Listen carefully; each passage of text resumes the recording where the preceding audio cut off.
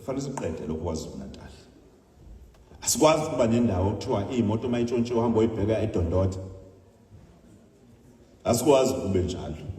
Ingani phela kusho sesiyazi ukuthi nenkinga eDondota. Senze njani ke ukuyohlala ngesadlelo seyigebengu.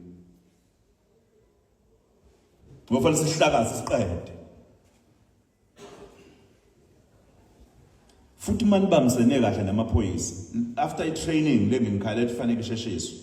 Uma nibamsene kahle namaphoyisa, amaphoyisa amlekelela. Ngoba nje ababamba one by one.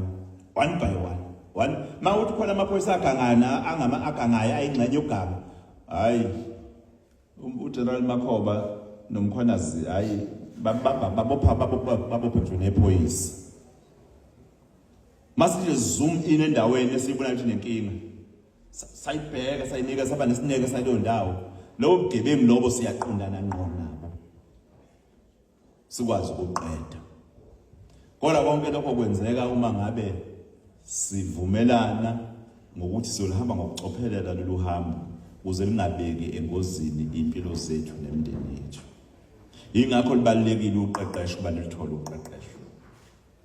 Nanoma yiluphi uhlobo lobugebengu olenzakala emphakathini. Akufanele ukuthi kube khona indawo lapho nokuthiwa makwehliwa kuyaziwa abafana bakaSibanibani bona baba benkunzi.